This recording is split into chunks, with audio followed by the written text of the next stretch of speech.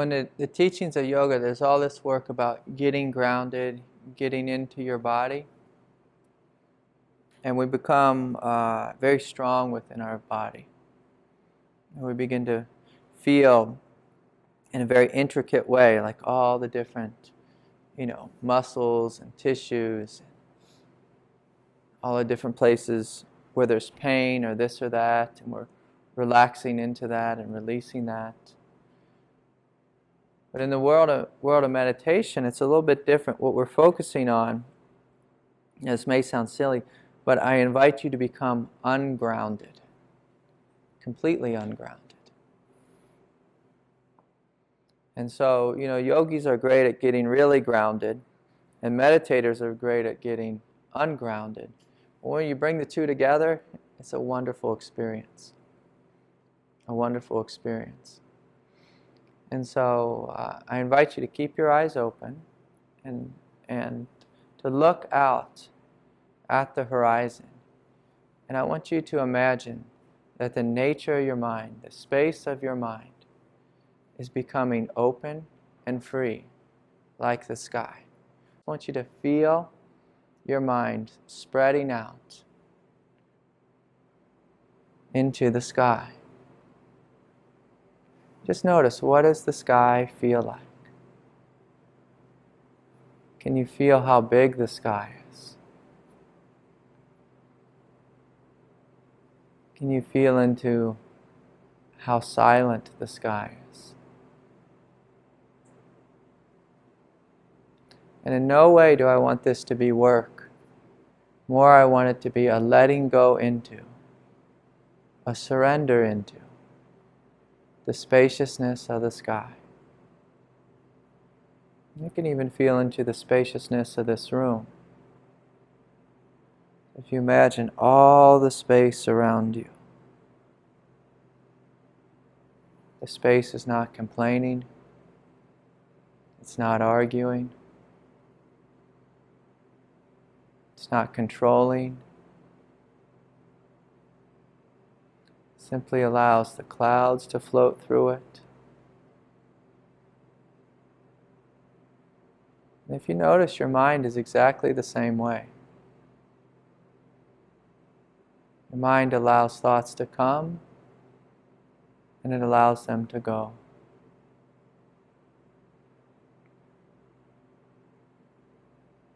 The very nature of your mind, the deep and true nature, doesn't argue with any thought, doesn't argue with any feeling. It allows things just to come and go within its space. And so as you sit here, just noticing the spaciousness of the sky,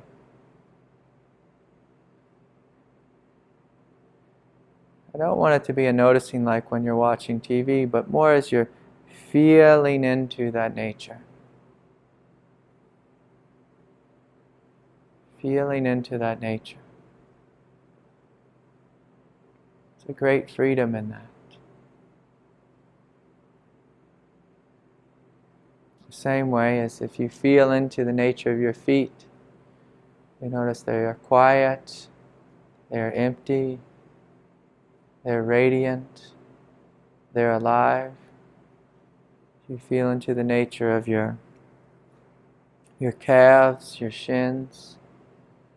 It's this quiet, empty presence.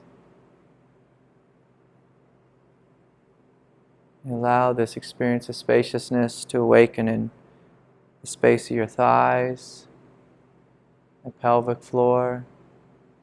Just feeling and noticing. There's this great freedom there. This great emptiness there. And luminosity. Even come into your belly. Feel this great freedom in your belly, this quietness.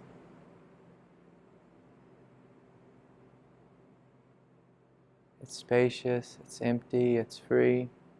At the same time, when you feel into your belly and you feel into any of the chakra centers, you may notice a subtle presence of power or intensity. But even as you feel into that, You notice it's spacious. There's room in there. It's not really solid like our mind portrays it to be. So as you go up the spine, into the solar plexus, into the heart, just noticing this quiet, awake presence within you, vast and free, vast and free. You may notice within your heart that there's this presence of light, a presence of prana, perhaps even a presence of innocence. But that this innocence, it doesn't have any edges to it. It's spacious. It has a quality of vastness to it.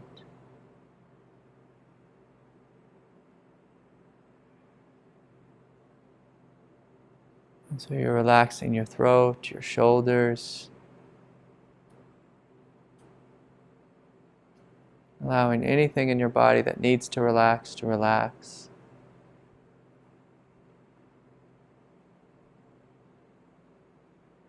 And of course, again, including the space of awareness. And if you can, imagine awareness looking out in front of you, with eyes open or eyes closed, looking out to the sides, looking out behind you,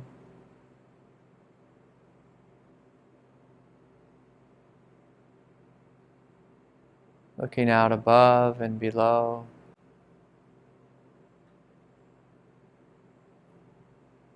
And the sense here is just to feel into the spaciousness. Feel into this presence of quiet.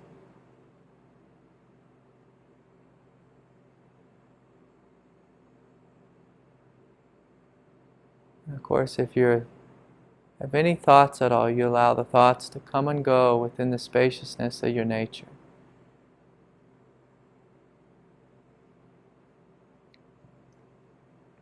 We're not arguing with thought, we're not controlling thought.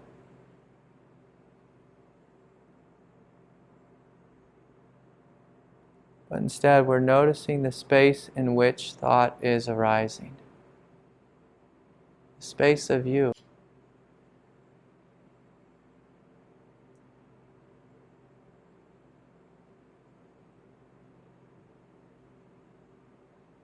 How great is this space?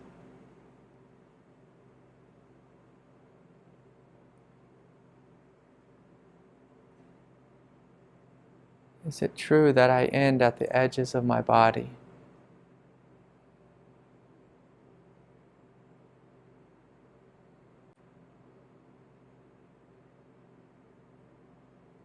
Can I allow the space of my awareness to spread out into the hugeness of this room?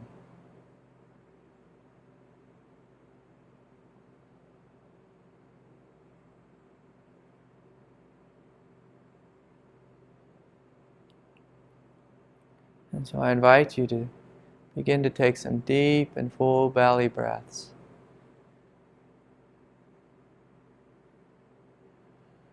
And as you're breathing in, just imagine you're breathing in the hugeness of the spaciousness.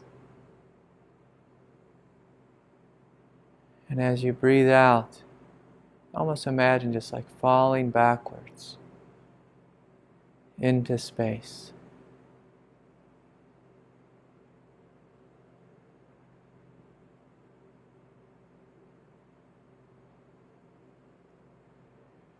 As you're breathing in the vast expanse of spaciousness. And as you're breathing out, you're falling backwards, letting go into the spaciousness that you are.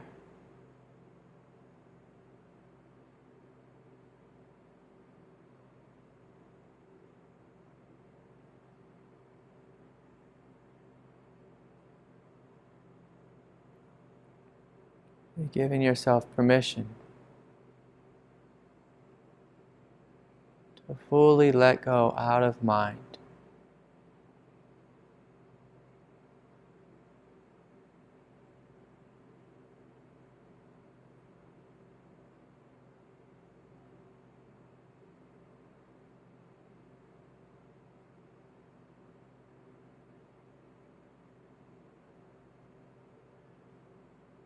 To fully let go out of your physical body.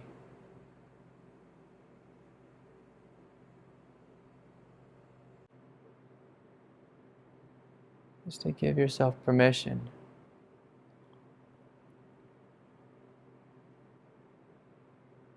to be as big as the sky.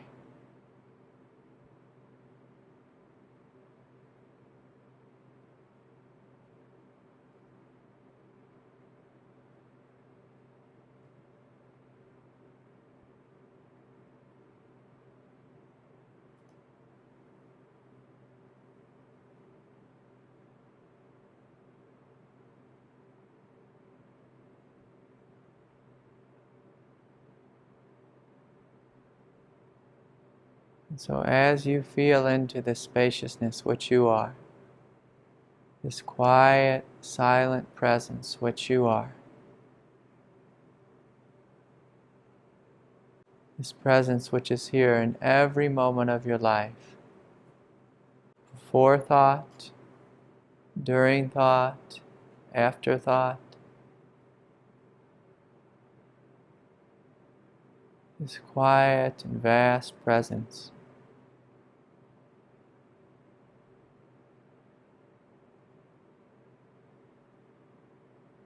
It's the most consistent thing about you.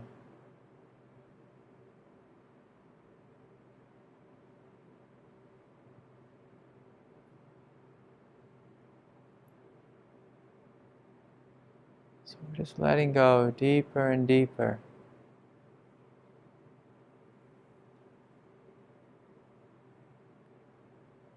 Letting go of any struggle, letting go of any fight.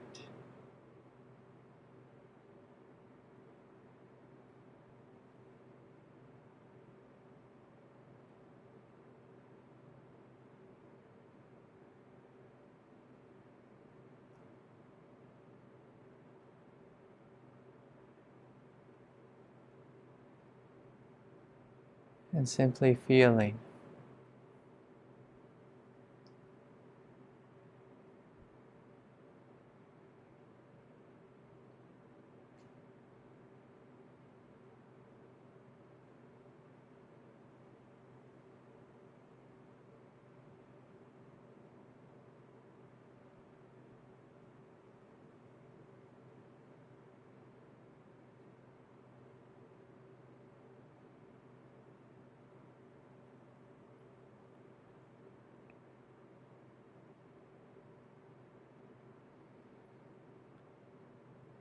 So if any of you are stuck up in your head, I invite you to allow this spaciousness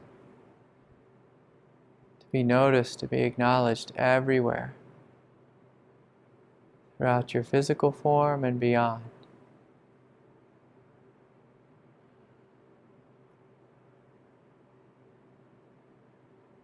So if we're stuck in our heads, I invite you to relax the throat chakra and drop the shoulders. Feel into the space of your heart.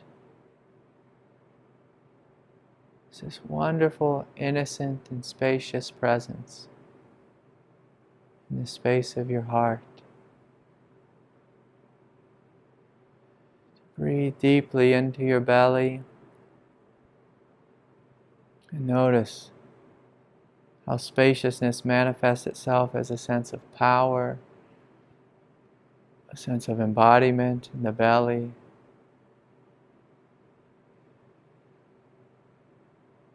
Invite you deeper to breathe deep all the way down to the pelvic floor, inviting a sense of surrender in the pelvic floor.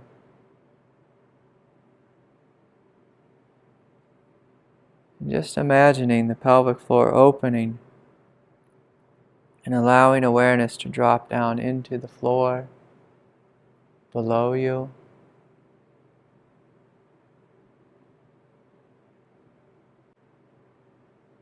Noticing the spacious and quiet nature of the earth.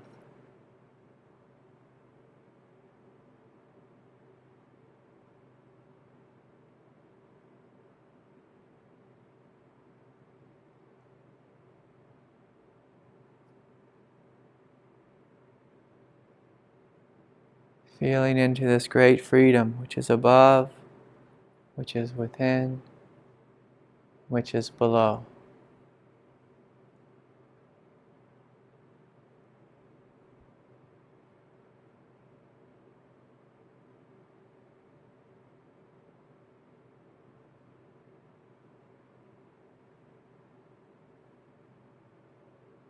Perhaps feeling the radical quietness of your arms, your hands, your legs, your feet.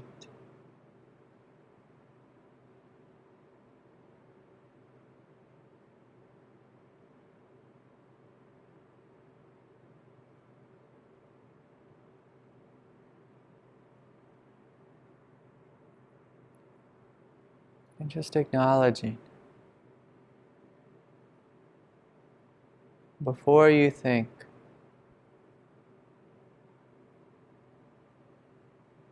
how quiet are you?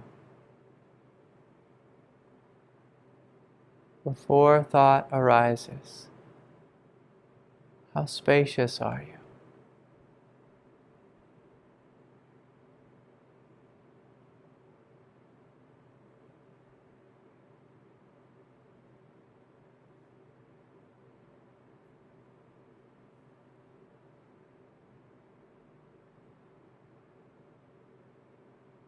Does this presence have a name, have a gender, have an age?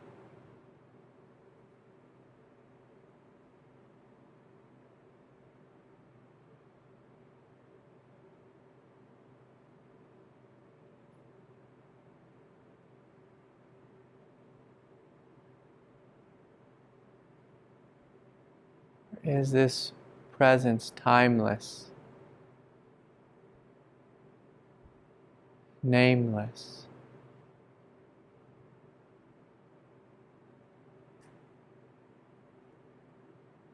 Groundless?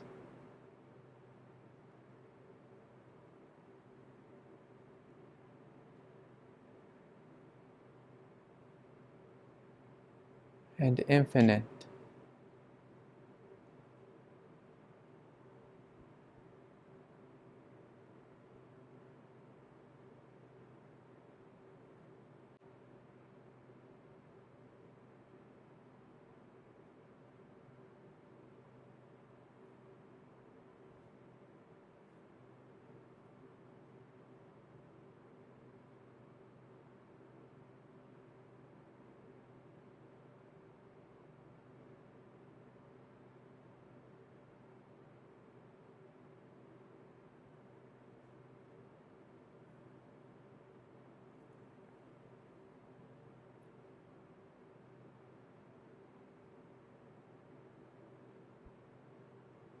So in these last few minutes, I invite you just to gently open your eyes again. I invite you just to allow your eyes to naturally see the radiance in this room, the radiance and the beauty in the sky.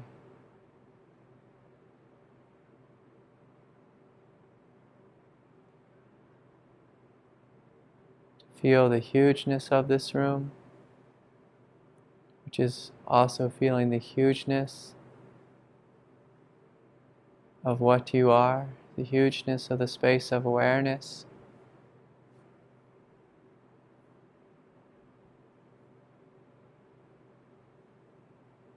Just notice how big you feel when you don't limit yourself to a body, to a thinking mind, to a nervous system.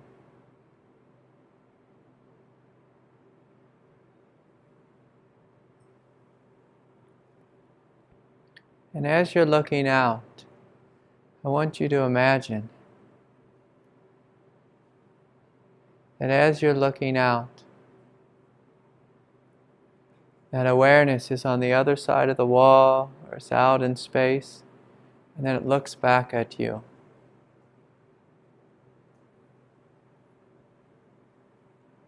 The innocence that you are, I want you to imagine it's looking back at you, at your physical mind, your physical body, your emotional mind. And just notice how the space of innocence sees you. Is this space of innocence silently judging you?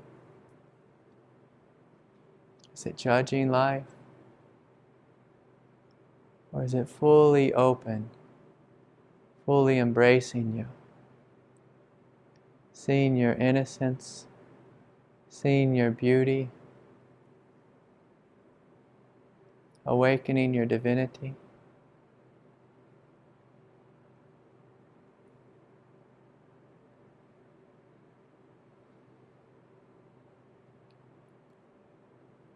And so from this place of radical innocence, radical embracing, I invite you just to gently bring your palms together and just gently bow your heads. You gently ask, may all beings awaken to their innocence. May all beings awaken to their beauty and share this absolute divinity with all of life.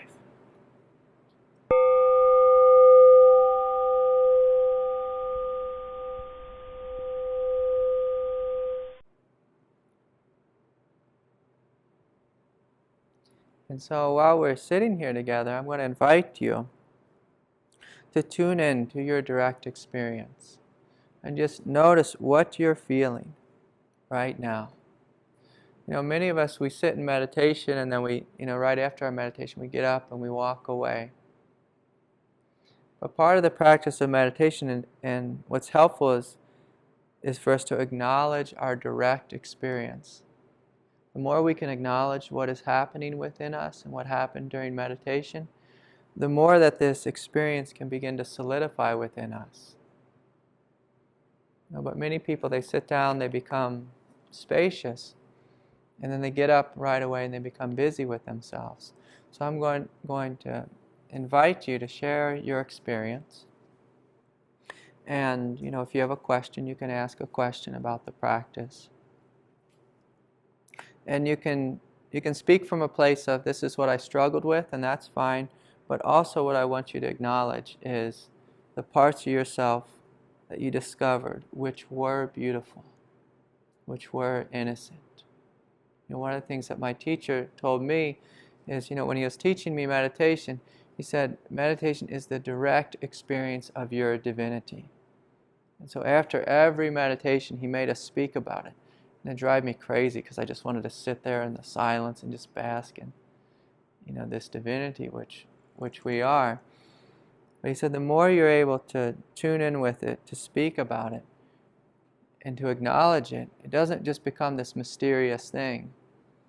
It becomes something that you can actively acknowledge in your everyday life while you're, in a sense, not meditating. Like sometimes I teach in California, when I drive across this vast desert, if any of you have driven across the deserts between Colorado and California, if you've driven across Utah or Arizona or Nevada, while I'm driving the car, it feels as if I am as huge as the desert. I just allow my nature to explode in every direction. Sometimes people sitting with me in the car say, "Craig, are you here?" I say, "Yes, I'm here." I'm driving, I'm keeping it between the lines. But while my body's keeping it between the lines, there's this experience of hugeness. And so in theory, meditation isn't just something we do, when we're sitting in a quiet room or on a yoga retreat. It can become a way of life. It can become an experience of life. Yeah. Yeah, and that's the nature of awareness. The nature of awareness, people think it's, just about, it's taught in a very Buddhist way of just like seeing. You are seeing, but the nature of awareness is actually feeling. So it's all the senses combined. And so if you allow it to expand, out to a sound, instead of thinking that sound arises, within the eardrum or whatever, you can have the sense that my awareness is as big, as I can hear. Sometimes if you can hear like dogs barking in the distance, or if you hear birds chirping, you allow your awareness to be big like that and feel into that spaciousness. So as you were able to feel into that, what did you notice about your nature? It's big. Yeah, it's big. It seems to include awareness. Yeah. So it is your. Yeah, it is your awareness. You notice, like, how big is my awareness? How big is my awareness? And we can even do this funny experiment when we're in a car. And if you're ever in a car and say, let's imagine like your husband or your partner is driving the car. And if you notice him getting angry, even if your eyes are closed, what you'll notice is that the space of your awareness will feel their anger arising within your body. And so that shows you that that what you are is not this, and it's not, just this body thing. It's this. It's this big. It's at least as big as the car, because you can feel that presence within you. And I like to begin to have that sense of, I can feel everything within me. Within me. And so when you begin to experience life that way, your idea of what you are, it becomes huge. It becomes huge. So yeah, and you said something too about thoughts. Can you say it again, what you said about thoughts? Do you have a busy mind? I'm A thoughtaholic. I haven't heard that one before, a thoughtaholic. Okay. And, yeah, so I struggle with that. Yeah. I always look for the space between the thoughts. Yeah. There's not a lot there. Yeah. Yeah, so I'll say it differently. If you try to, if your thoughts move really quickly, and like people like to drink a lot of coffee, so the more coffee you drink, the more thoughts we're going to be having. That just tends to be one of the things. But I always chuckle a little bit when I see people drinking, getting a big latte or whatever, and then run into yoga class. I'm like, you want that mind to calm down, not speed up. But if you try to notice space in between thoughts, that's going to be hard. But what I try to notice is the space in which thought arises, the space in which feeling arises. And so just focus on that there must be spaciousness here. In fact, you can even say, I am so free that any thought can arise within me, and lots of thoughts. So there must be tons of space here if I'm having all kinds of thoughts. And just to kind of, instead of focusing on like the little bit of space in between the rapid thoughts, you step back from thought and notice that, oh, all these thoughts are arising in space. I often say, like I work with this guy, I work with all kinds of people and students on Skype. They see me on Skype each day. And so one of the guys I work with, he's a music producer in England, and he's brought all these big name talent to London, and we're speaking about this spaciousness. And so I told him, imagine before you bring before Metallica comes on stage, before Metallica walks into the auditorium, that they're walking into this space of silence. And no matter how loud they play, that raging music is arising within the space of silence. All mind, all emotion arises within silence. We have this notion that it has to be quiet for silence to be present, but we walk around in silence. Whether we're in a war zone, or at a Metallica concert, or walking on Beach Mountain, like this silence is all around us. It's like a fish looking for water. We walk in silence. You know, and sometimes like in the middle of the night, my baby's screaming. Oh, the scream is arising in silence. And when you know that and let go into the silence, we're more often able to respond with love. If you think the scream is the only thing in your head, you become very small, and then we tend to have a fight or flight response. But if we allow everything to arise in silence, like even if, you know, like I even had, someone yelling at me before. And while they're yelling at you, if you can notice all the silence that's all around us, it's so silent, and this silence is so accepting that it allows for crazy things. You know, it's a funny thing to say. But if you let go into that silence and then you can see the person, you can respond from a place of love. But if we respond from fight or flight, normally we add something to the conversation which is radically non-helpful. Non-helpful. So, yeah, so thanks for sharing. Yeah. You will never stop your mind from thinking. No one can stop their mind from thinking. Your mind is actually not supposed to stop. It's not supposed to stop.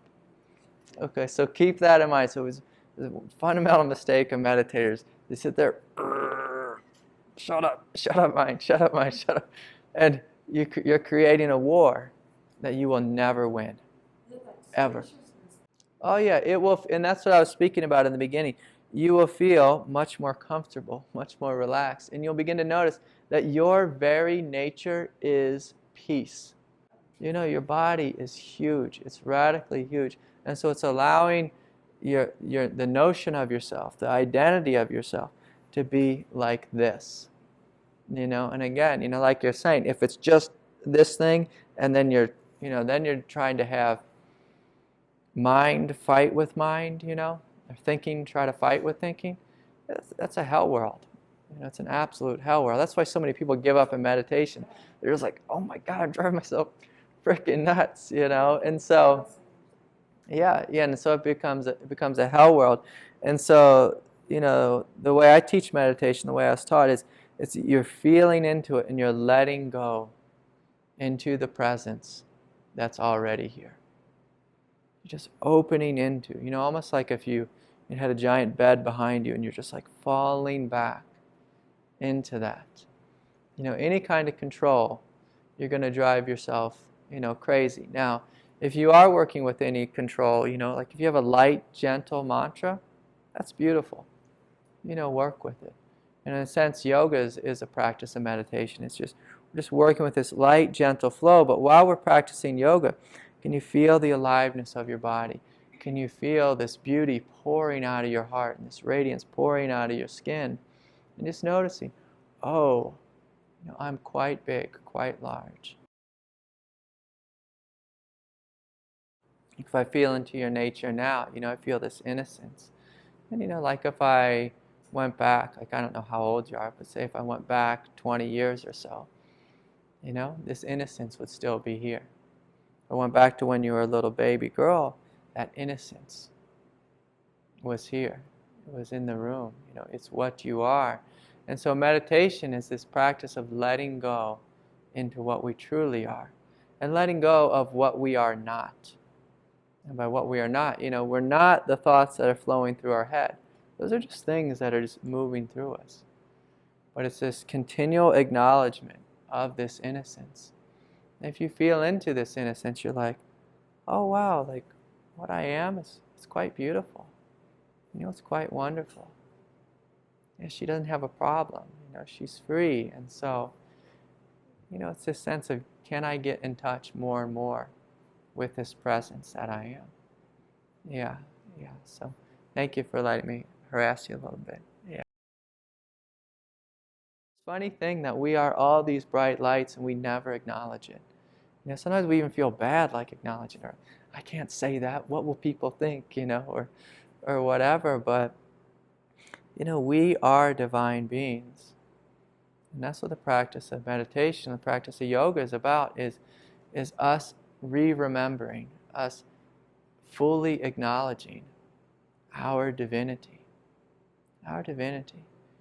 And you know, a lot of people get nervous about that, like, oh, how could I do that? How could I admit that I am God? But it's like, that's what God wants for us. That's why God made us. God was in the universe all by herself. She's like, well, I'm going to make billions and trillions of me again, so I can have this experience, not all by myself. And so it's a wonderful thing. So